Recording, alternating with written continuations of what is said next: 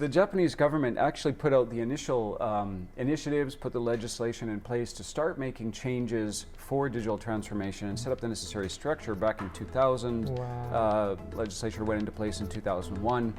So it really is. It's literally 20 years that Japan has been trying to enact the necessary change. 20 years ago, Japan was well positioned to be a digital leader.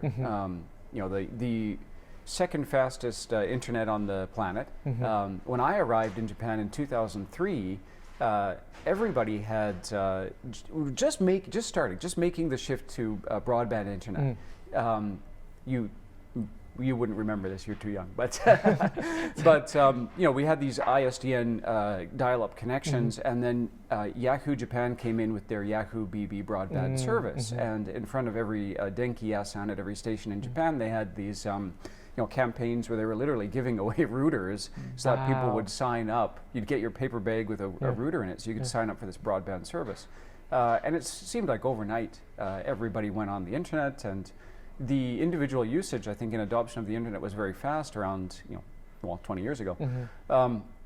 But during that time, during the ensuing time, a lot of Japan's traditional work processes have slowed that down.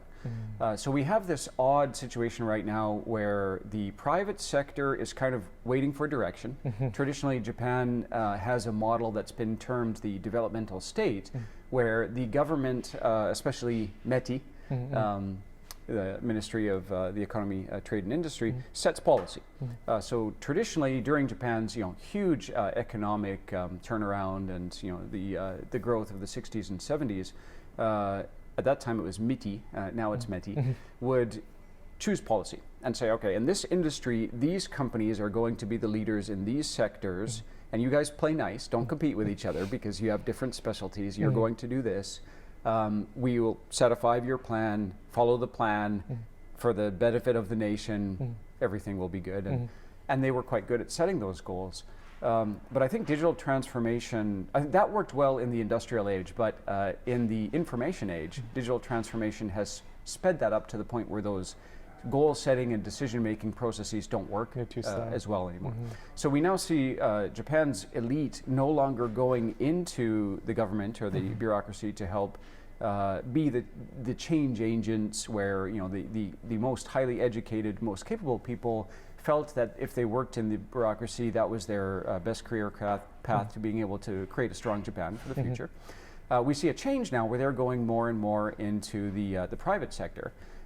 So we see a shift away from that developmental state model where government sort of top-down decides what's going to be the best industry to work on, and it's a shift towards corporations being able to set policy for themselves.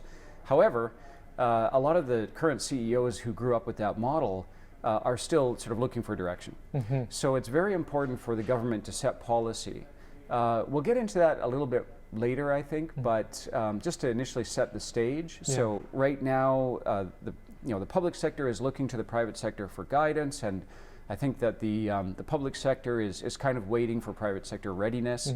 So that's why we are where we are right now, where despite 20 years of awareness that digital would be perhaps a competitive advantage, Japan is actually a digital laggard today.